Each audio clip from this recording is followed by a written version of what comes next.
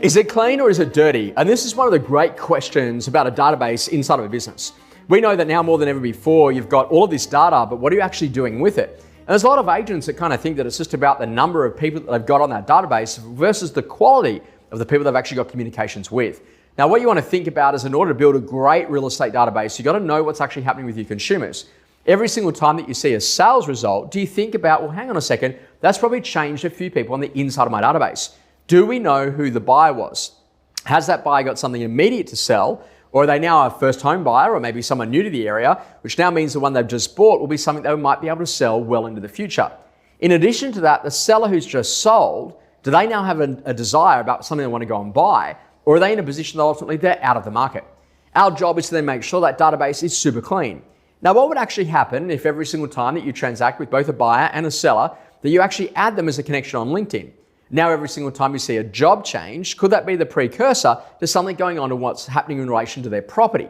Naturally, what you're trying to do here is to make sure that every single time that you see something happening in market, that you're across it on the inside of your database. So if you go to a competitor's auction and you see a bidder bidding, they should now ultimately move from buyer to buyer hit list. If you're meeting someone out there in marketplace who you know has got something to sell, then they're going to move from that potential seller into that past market appraisal. Going and seeing them and giving them an idea on the value of their place is not just about the price itself, it's really about understanding what are their next steps that they need to do in order to be able to go and sell.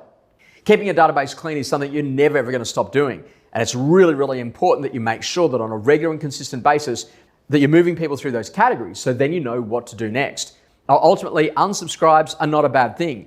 When someone actually unsubscribes from your email database, what they're selling you is that ultimately, hey, something has actually changed in our world. Maybe the criteria is different about what we're looking to buy. Maybe we've actually just done a transaction, or maybe just don't send me anything because I'm no longer looking to do a transaction at all. Now, this is a really important conversation because ultimately it does impact on the open rates of your email addresses. So make sure that when someone unsubscribes, you jump on the phone, you have a great conversation with them, you find out the reasons why they did, so either you can be more relevant or you can send the right information to the right people at exactly that right point in time.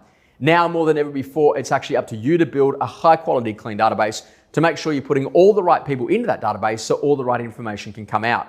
A great example of this was recently when we spoke about the 40/40 concept. You list a 4-bedroom home, you now want to go and find all of the appraisals that you've done of 4-bedroom homes in that local area. Now, if you've been putting in all of your appraisals, but you didn't put in the bed bath car, then you won't be able to bring up the right appraisals to have that conversation with about that new listing or that recent sale. Now, more than ever before, is not the time to take shortcuts. Now more than ever before is actually the time to do what the best agents do, and that's to make sure they actually look after their data and they treat it with the respect that it deserves.